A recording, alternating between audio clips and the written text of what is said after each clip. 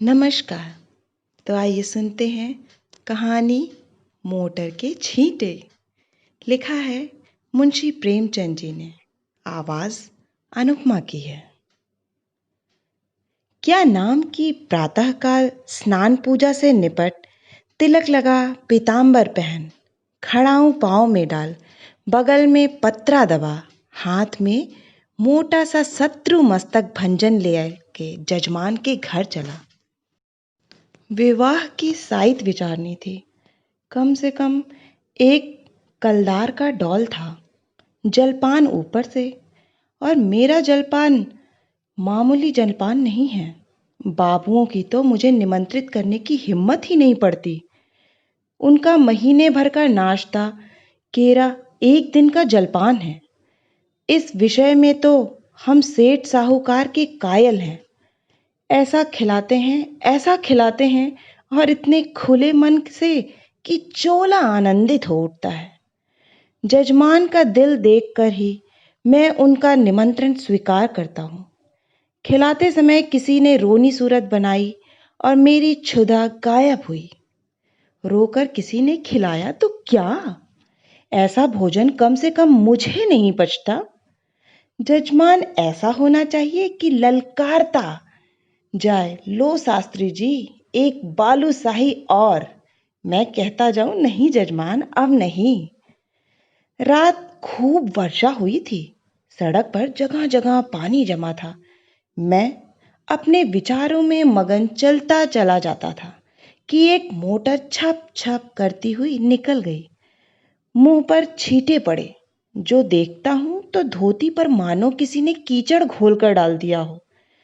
कपड़े भ्रष्ट हुए वह अलग, देह भ्रष्ट हुई वह अलग, आर्थिक क्षति हुई वह अलग। अगर मोटर वालों को पकड़ पाता तो ऐसी मरम्मत करता कि वे भी याद करते। मन मसोस कर रह गया। इस वेश में जजमान के घर तो नहीं जा सकता था। अपना घर भी मील भर से कम न था। फिर आने जाने वाले सब मेरी ओर देखकर तालियां बजा रहे थे। ऐसी दुर्गति मेरी कभी नहीं हुई थी। अब क्या करोगे मन? घर जाओगे तो पंडिताइन क्या कहेंगी? मैंने चटपट अपने कर्तव्य का निश्चय कर लिया। इधर उधर से 10-12 पत्थर के टुकड़े बटोर लिए और दूसरी मोटर की राह देखने लगा। ब्रह्म तेज सिर पर चढ़ बैठा। अभी 10 मिनट भी ना गुजरे कि एक मोटर आती दिखाई दी। ओहो, वही मोटर थी। शायद स्वामी को स्टेशन से लेकर लौट रही थी। ज्यों ही समीप आई, मैंने एक पत्थर चलाया, भरपूर जोर लगाकर चलाया। साहब की टोपी उड़कर सड़क के उस बाजू पर गिरी। मोटर की चाल धीमी हुई। मैंने दूसरा फेर किया। खिड़की के शीशे चूर चूर हो गए और एक टुकड़ा साहब बहादुर के गाल पर भी लगा। खून बहने लगा। मोटर रुकी और साहब उतरकर मेरी तरफ आए और घूंसा तान कर बोले, सुअर, हम तुमको पुलिस में देगा। इतना सुनना था कि मैंने पोथी पत्रा जमीन पर फेंका, साहब की कमर पकड़कर अंगड़ी लगाई। को कीचड़ में भद्द से गिरे। मैंने चट सवारी गांठी और गर्दन पर एक 25 रद्दे ताबड़तोड़ जमाए कि साहब चौंधिया गए। इतने में उनकी पत्नी जी उतर आई। ऊंची एड़ी का जूता, रेशमी साड़ी, गालों पर पाउडर, ओंठों पर रंग, भवों पर स्याही, मुझे छाते से गोदने लगी। मैंने साहब को छोड़ा और डंडा संभालता हुआ बोला, देवी जी, आप मर्दों के बीच में ना पड़ें। कहीं चोट चपेट आ जाए तो मुझे दुख होगा। साहब ने अवसर पाया तो संभल कर उठे और अपने बूटदार पैरों से मुझे एक ठोकर जमाई। मैंने घुटने में बड़ी चोट लगी। मैंने बौखलाकर डंडा उठा लिया और साहब के पांव में जमा दिया। वह कटे पेड़ की तरह गिरे। मेम साहब छतरी तान कर दौड़ी। मैंने धीरे से उनकी छतरी छीन कर फेंक दी। ड्राइवर अभी तक बैठा था, अब वह भी उतरा। छड़ी लेकर मुझ पर पिल पड़ा। मैंने एक डंडा उसे भी जमाया। लौट गया। 50 आदमी तमाशा देखने जमा हो गए। साहब भूमि पर पड़े पड़े बोले, रेस्केल, हम तुमको पुलिस में देगा। मैंने फिर डंडा संभाला और चाहता था कि खोपड़ा पर जमाऊं कि साहब ने हाथ जोड़कर कहा, नहीं नहीं बाबा, हम पुलिस में नहीं जाएगा, माफी दो। मैंने कहा, हाँ, पुलिस का नाम न लेना, नहीं तो यही खोपड़ी रंग दूंगा। बहुत होगा, 6 महीने की सजा हो जाएगी, मगर तुम्हारी आदत छुड़ा दूंगा। मोटर चलाते हो तो छींटे उड़ाते चलते हो, मारे घमंड के अंधे हो जाते हो। सामने या बगल में कौन जा रहा है इसका कुछ ध्यान ही नहीं रखते। एक दर्शक ने आलोचना की, अरे महाराज, मोटर वाले जानबूझकर छींटे उड़ाते हैं और जब आदमी लतपत हो जाता है तो सब उसका तमाशा देखते हैं और खूब हंसते हैं। आपने बड़ा अच्छा किया कि एक को ठीक कर दिया। मैंने साहब को ललकार कर कहा, सुनता है कुछ, जनता क्या कहती है? साहब ने उस आदमी की ओर लाल लाल आंखों से देखकर कहा, तुम झूठ बोलता है, बिल्कुल झूठ बोलता है। मैंने डांटा, अभी तुम्हारी हेकड़ी कम नहीं हुई? आऊं फिर और दूं एक और सौंटा कस के? साहब ने घिघिया कर कहा, अरे नहीं बाबा, सच बोलता है, सच बोलता है, अब तो खुश हुआ।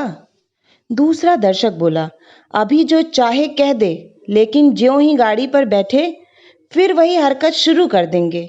गाड़ी पर बैठते ही सब अपने को नवाब का नाती समझने लगते हैं। दूसरे महाशय बोले, इससे कहिए थूक कर चाटे। तीसरे सज्जन ने कहा, नहीं, कान पकड़कर उठाई बिठाइए। चौथा बोला, अरे ड्राइवर को भी, ये सब और बदमाश होते हैं।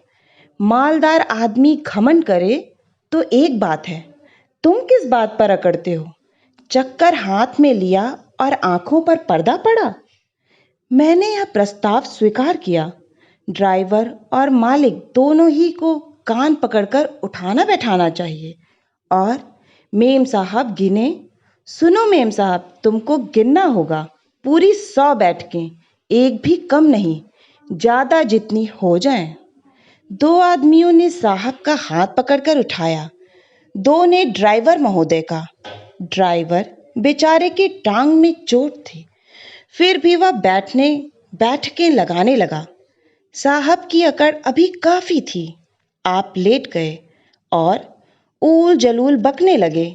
मैं उस समय रुद्र बना हुआ था। दिल में ठान लिया था कि इससे बिना 100 बैठकें लगाए ना छोड़ूंगा। 4 आदमियों को हुक्म दिया कि गाड़ी को ढकेल कर सड़क के नीचे गिरा दो। हुक्म की देर थी। 4 की जगह 50 आदमी लिपट गए और गाड़ी को ढकेलने लगे। वह सड़क बहुत ऊंची थी, दोनों के तरफ की जमीन नीची।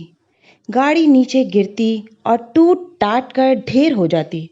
गाड़ी सड़क के किनारे तक पहुंच चुकी थी। साहब कांप कर उठ खड़े हुए और बोले, बाबा, गाड़ी को मत तोड़ो, हम उठे बैठेगा। मैंने आदमियों को अलग हट जाने का हुक्म दिया, मगर सबों को एक दिल लगी मिल गई थी। किसी ने मेरी ओर ध्यान न दिया, लेकिन जब मैं डंडा लेकर उनकी ओर दौड़ा तब सब गाड़ी छोड़कर भागे और साहब ने आंखें बंद करके बैठकें लगानी शुरू की। मैंने 10 बैठकों के बाद मेम साहब से पूछा, कितनी बैठकें हुई? मेम साहब ने रौब से जवाब दिया, हम नहीं गिनता। तो इस तरह साहब दिन भर कांकते रहेंगे और मैं न छोड़ूंगा। अगर उनको कुशल से घर ले जाना चाहती हो तो बैठकें गिन दो, मैं उनको रिहा कर दूंगा। साहब ने देखा कि बिना दंड भोगे जान न बचेगी, तो बैठकें लगाने लगे। 1, 2, 3, 4, 5। सहसा एक दूसरी मोटर आती दिखाई दी। साहब ने देखा और नाक रगड़ कर बोले, पंडित जी, आप मेरा बाप है, मुझ पर दया करो। अब हम कभी मोटर पर ना बैठेंगे। मुझे भी दया आ गया। बोला, नहीं, मोटर पर बैठने से मैं नहीं रोकता। इतना ही कहता हूँ कि मोटर पर बैठकर भी आदमियों को आदमी समझो। दूसरी गाड़ी तेज चली आती थी। मैंने इशारा किया। सब आदमियों ने दो दो पत्थर उठा लिए। उस गाड़ी का मालिक स्वयं ड्राइवर कर रहा था। गाड़ी धीमी करके धीमे से सड़क जाना चाहता था कि मैंने बढ़कर उसके दोनों कान पकड़े और खूब जोर से हिलाकर और दोनों गालों पर एक एक पड़ाकर देकर देकर बोला, गाड़ी से छींटा ना उड़ाया करो, समझे? चुपके से चले जाओ। यह महोदय बक झक तो करते रहेंगे, मगर 100 आदमियों को पत्थर लिए खड़ा देखा तो बिना कान पूछ डुलाए चलते हुए। उनके जाने के एक ही मिनट बाद दूसरी गाड़ी आई। मैंने 50 आदमियों को राह रोक लेने का हुक्म दिया। गाड़ी रुक गई। मैंने उन्हें भी 4 पड़ाके देकर विदा किया, मगर यह बेचारे भले आदमी थे, मजे से चांटे खाकर चलते हुए। सहसा एक आदमी ने कहा, पुलिस आ रही है, और सब के सब हुर्र हो गए। मैं भी सड़क के नीचे उतर गया और एक गली में घुसकर गायब हो गया। आशा है कि आपको यह कहानी बहुत ही मज़ेदार और अच्छी लगी होगी। अगर अच्छी लगी है तो प्लीज़ इस कहानी को लाइक करें, अपनों के साथ शेयर करें, और हाँ, अगर आप इस चैनल पे नए हैं तो इस चैनल को सब्सक्राइब करें। आप सभी का सुनने के लिए बहुत बहुत धन्यवाद।